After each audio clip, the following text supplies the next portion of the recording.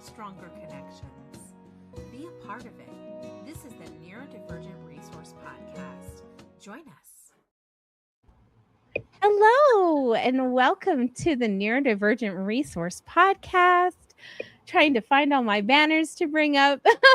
Brought to you by the International Neurodiversity Resource Center, dedicated to connecting individuals, families, and professionals in the neurodivergent community with education, resources, and support. And you can reach out to us at neurodiversityrc@gmail.com if you have any questions. If you'd like to be a guest or if you'd like to connect with any of our guests, let us know.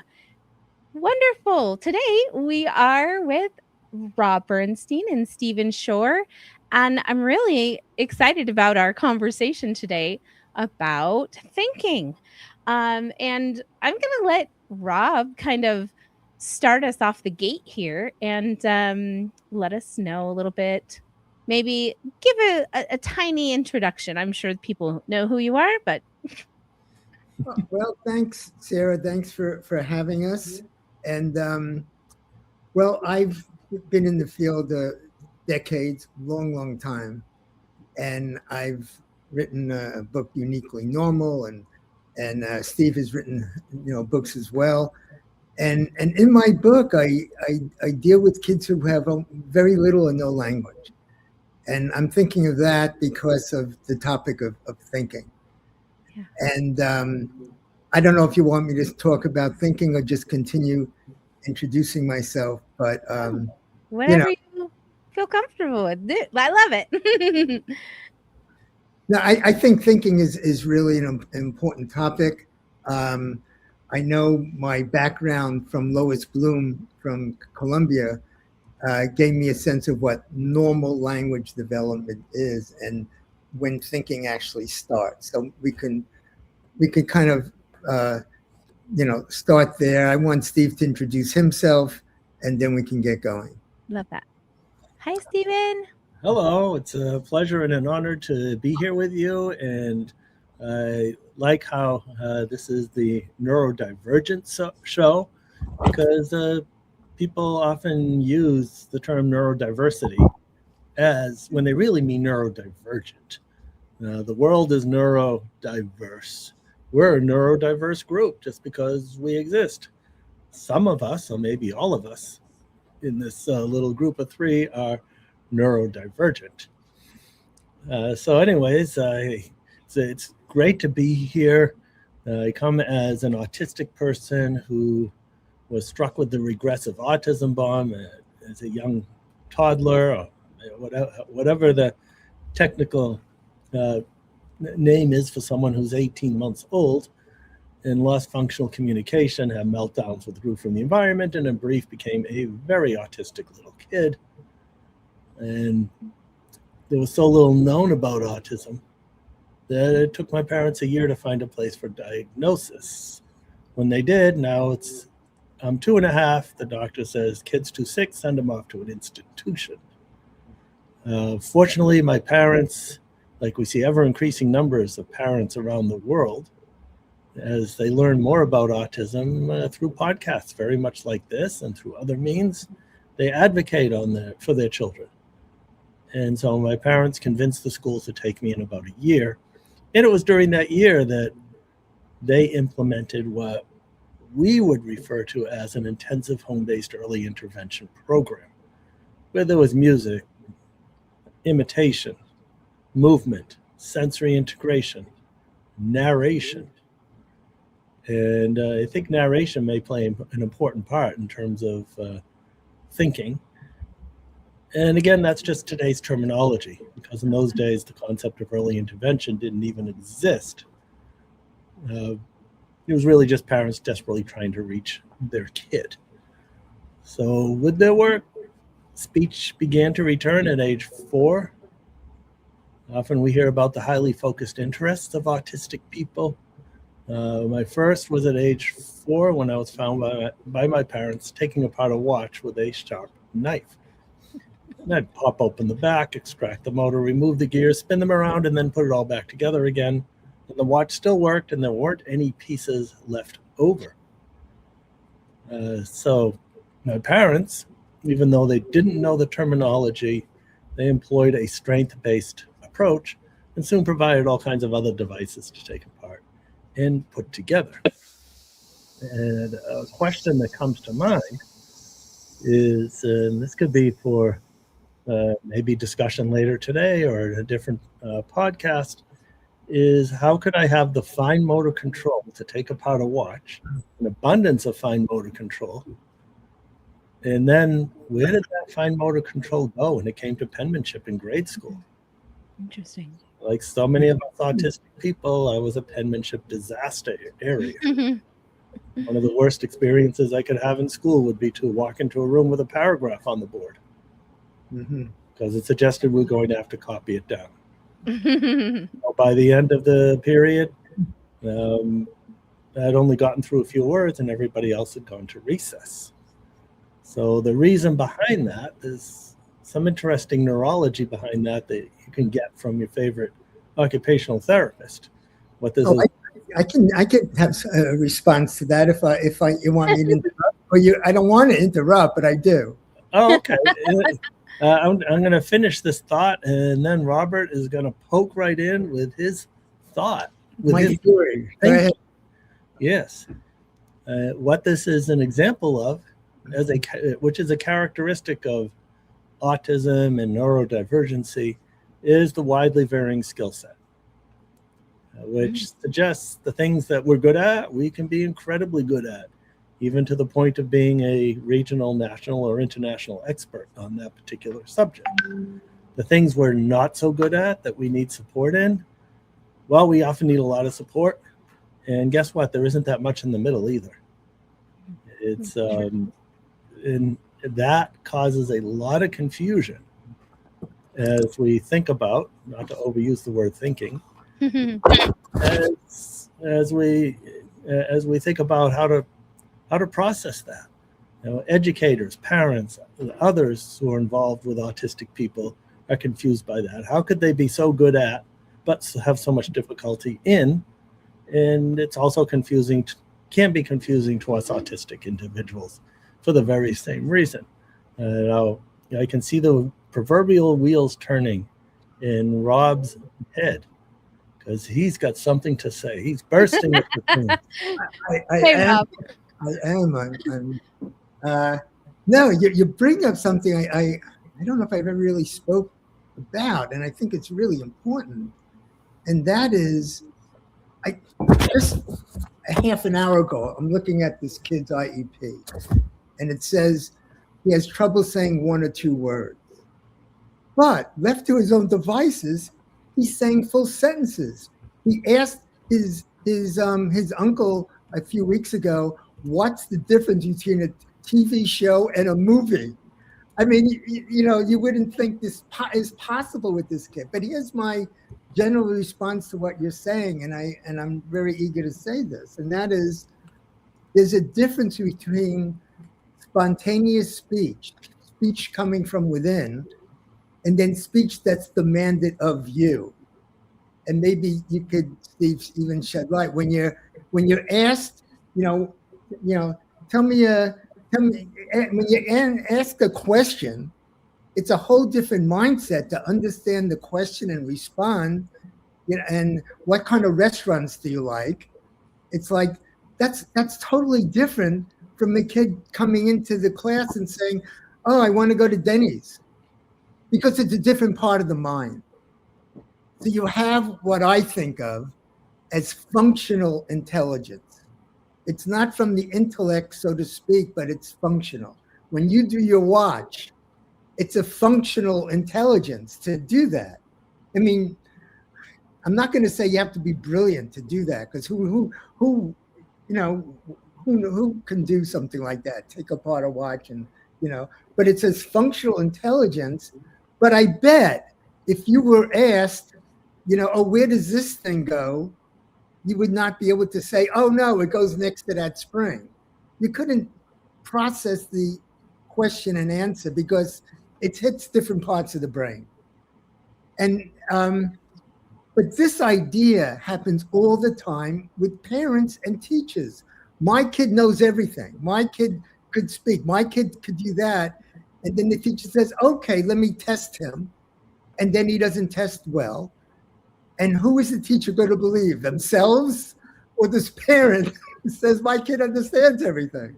Yeah. So if we wrap our minds around this idea of, say, this spontaneous and let's say speech, because that has to do with the thinking, then maybe the educational system or perspective can say, wait a second, okay, maybe we should encourage spontaneous speech.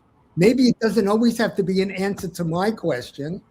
Maybe we could somehow encourage spontaneous speech. And that's what I've been doing for over 40 years, encouraging spontaneous speech, because that's how we learn naturally.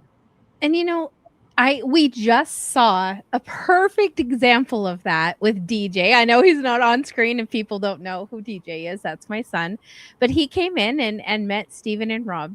And in the process of that, I did the narration for quite a bit of the conversation. But at one point, one of you said, DJ is a cool name. And he spouted right back, DJ is a cool name. Mm-hmm. And it wasn't narrated like right. That is just like such a perfect example of what you're right. saying. And that's real language. Yeah. That's real language. I'll say one more thing within this realm of my thought pattern, and I'll throw it over to Steve. To illustrate my point, what is often your first word before, other than mom and mommy and daddy or mama, what's often a person's first word is something like up. It's not chair. It's not part of the 50 most common words, It's usually something like up because the kid hears up in so many different contexts. Pick me up, get up, they hear it, they absorb it. It's part of who they are. And then they express the language from within themselves rather than imitating, a word. Why should imitating a word have anything to do with language? I might be offending a lot of people. No, I think it's so great. I love it. But that's kind of where I'm coming from. I want language to be spontaneous from within. And that's a great example with DJ, because it hit you like, okay, and I'm calling it, that's real language. When you said, and maybe Sarah's not going to talk to me anymore, but I'm glad I have Steve, because Steve always has my back, no matter what. That's right. When you told DJ, I'm going to reveal this, DJ, say hello,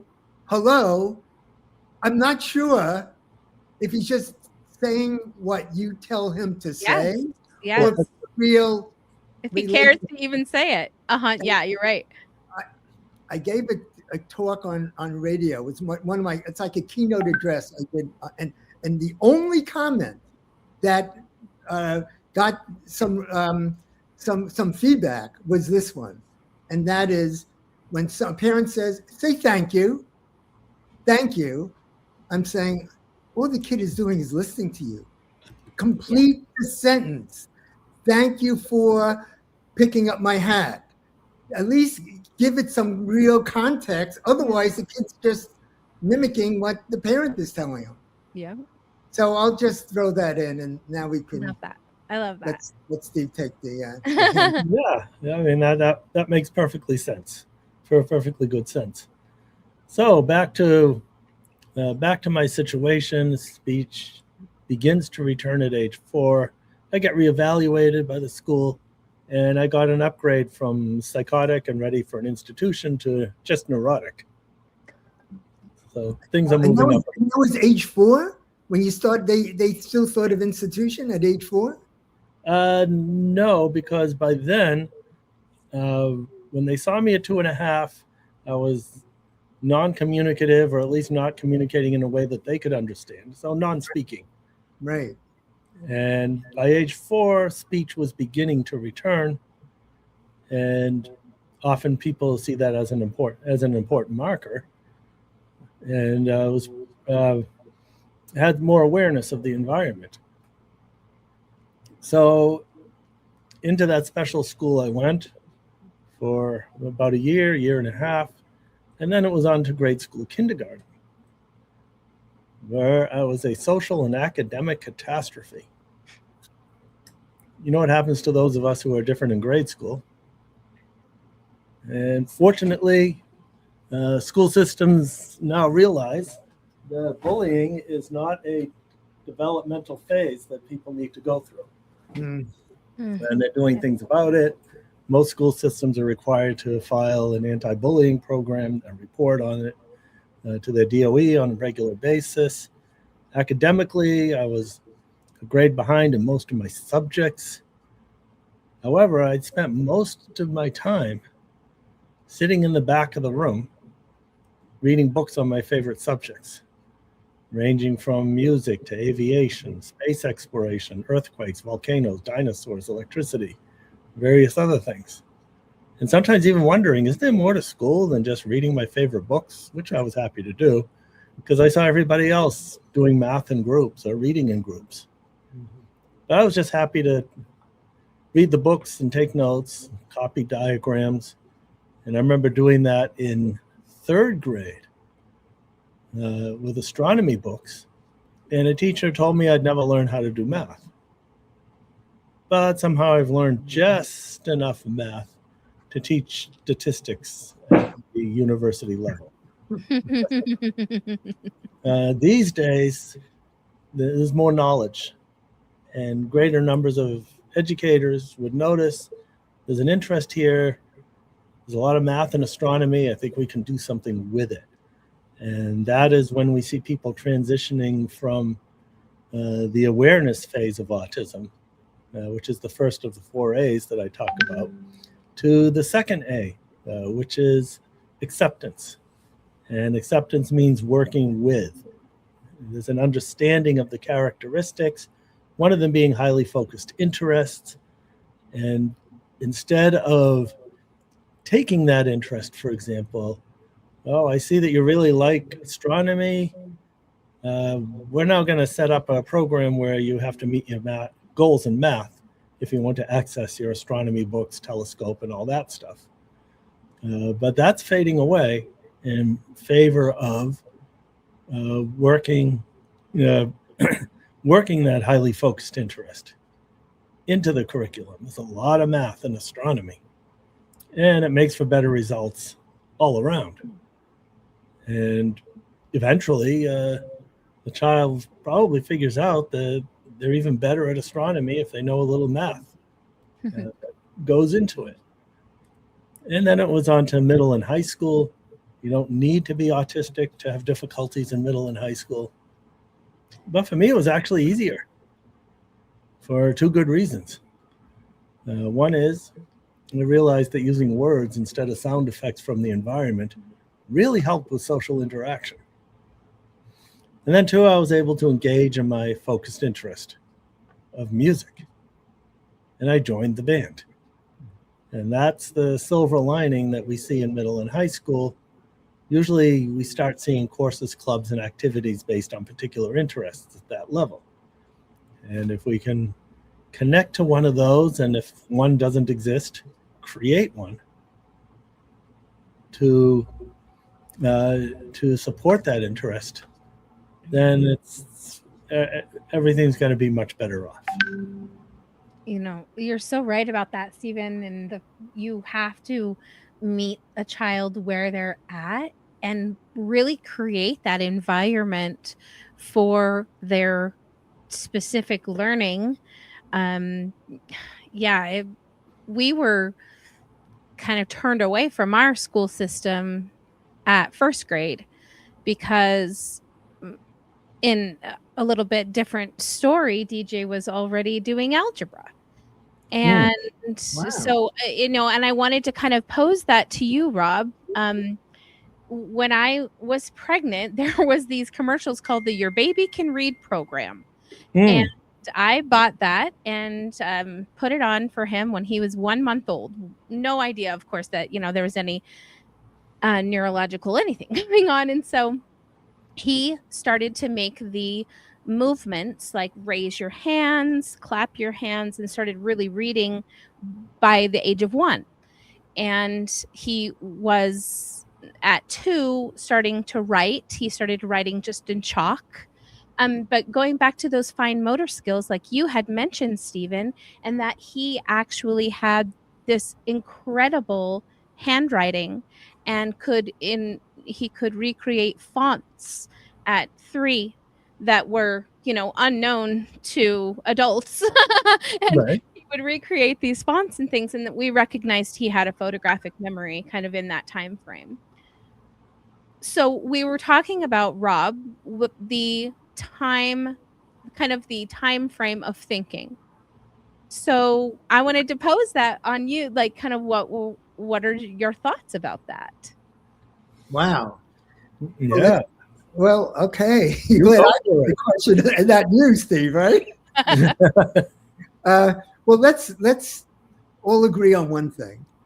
When a kid is born, there's absolutely no thinking, right? I mean, we could agree with that. There's a sensorimotor kind of, hitting the mobile or whatever it is, but there's no thinking.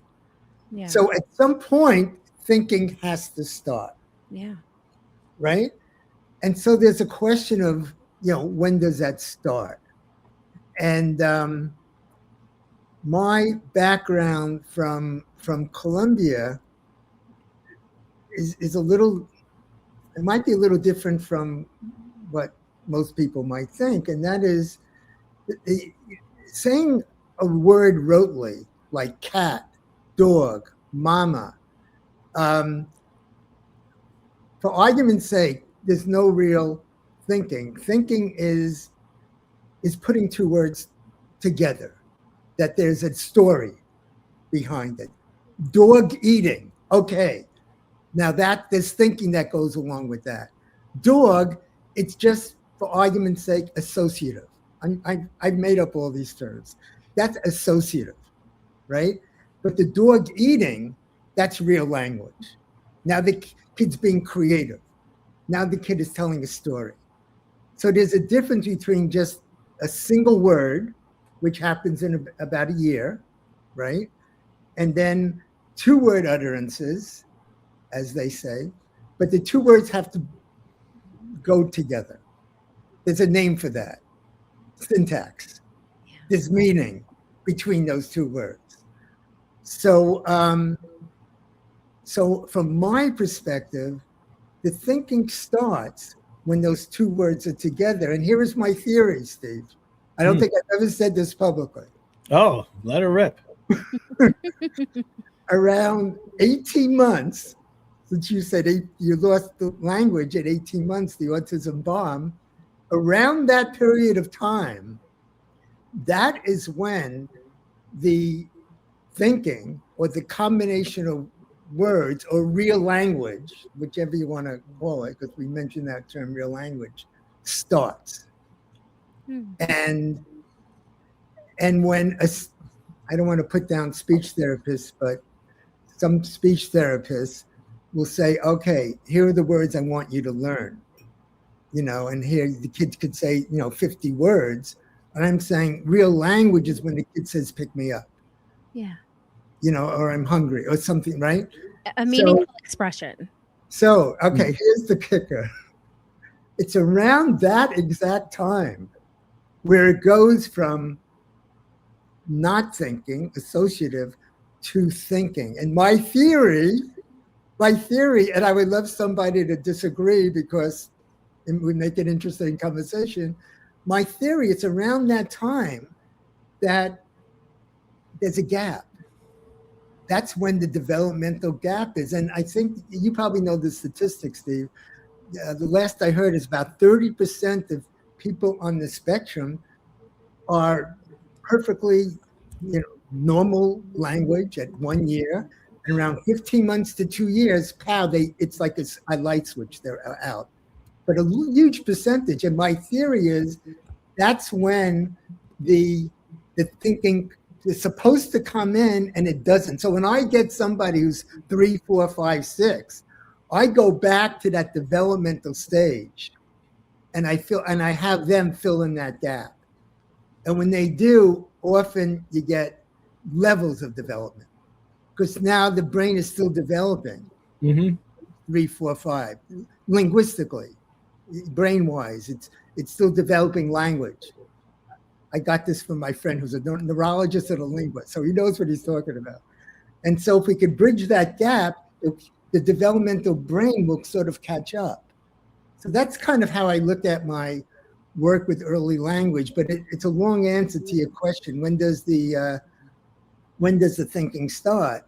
Yeah. And if Justin, is that his name? DJ, yeah. DJ, yeah. Yeah, right. If DJ is reading and responding when he's a year old, like lift your hands, of like there's something that's really sophisticated going on in his brain. Yeah.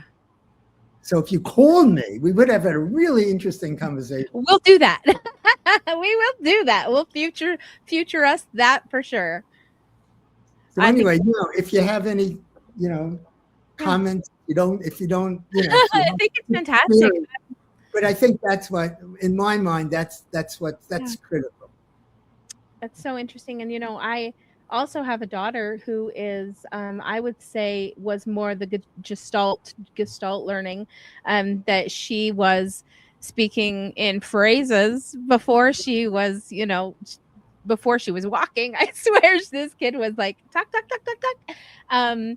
And now she is, diagnosed ADHD, and it's just fascinating. And that's how I realized that I better go get my identification, because this little girl was a lot like some Sarah kid I knew, that, kind of like you. I always took apart tape players, record tape players, and I would do the same thing and put them back together. And I always thought that was, I never went into any kind of mechanics or anything after that, but I probably should have. But my parents weren't, I wasn't obviously identified until I was in my 40s. And I was just told most of my early growing up to not be so sensitive, not be so dramatic, and to, don't be spoken in, less spoken to. So it's a lot different when you go through different support systems and you're able to be embraced. And then when you're older, you kind of just realize, like, wow, I can do these things on my own now and don't have to be told not to. Right. Liberation. So yeah, but I really think that this is so great, and what a wonderful kind of topic to start thinking about for people is how are you helping your child with thinking early on? And I this gives me kind of some really great practice to help and maybe be a little bit more patient and let DJ be a little bit more independent rather than narrative at him so much. Like I really, it's such a habit, I guess you could say, at this point at 16. But I'm really going to take a lot from today and just really kind of let him delve more into that independently and see what happens there. So any tips you want to give me on how to, help him continue independently thinking at 16? Well, certainly the narration is a good first step, just like you were saying.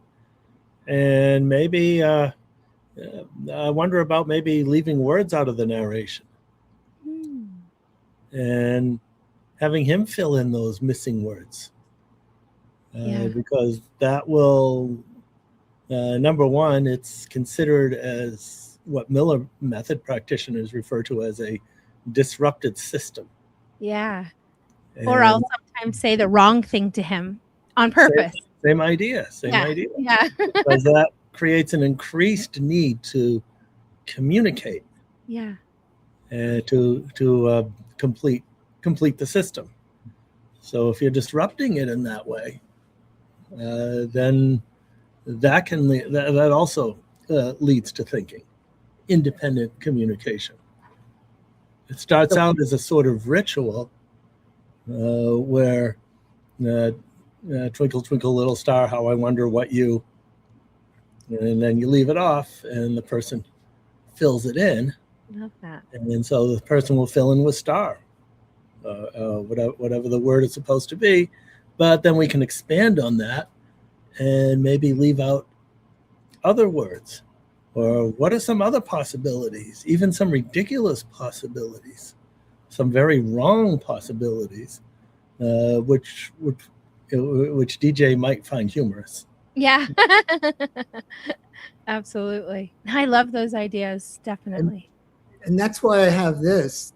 You know what? You know, you've seen this. Yeah. Golden donuts. I had to spray paint them gold so they're all one color. You know. Yeah. Get a wise ass. You know, I'm sorry, but a wise. You're not. But what I'll do, the point is that I'll give the kids like a bunch, but I'll take out the middle one. Just like it's just the idea I'm going to leave out something. Right. And that will initiate, I'm hoping, right? But I'm setting up a situation where the kid would say where, and I have a kid, I don't know if I have a video of this. His very first, what's the 11-year-old? His very first word was where, because he's looking for something that's missing, and I'm eliciting speech from within himself. So it's this whole idea of leaving a word out or having fun with words or making up your own words, and humor is always great. It's part of the thinking process. Right. So this could be done on kids who don't speak at all. If you think they're ready to say their first word, and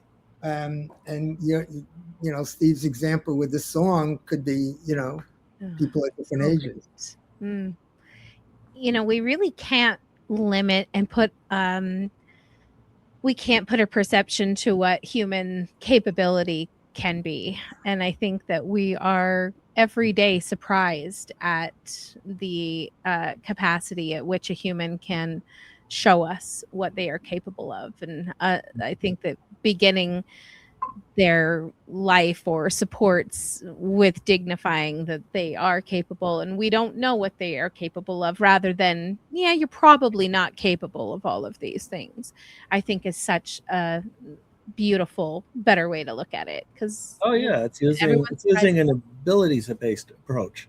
And you're asking, what can the person do? Then you come across something that they're unable to do.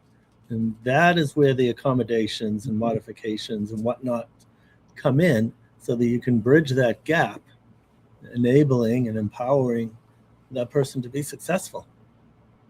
Exactly. I love that. And I love your idea too, Sarah, of promoting the creative mind. When my autistic kid was 4 years old, I asked him, how much is 5 and 5? And he said 10. Okay, he's a genius. We get that.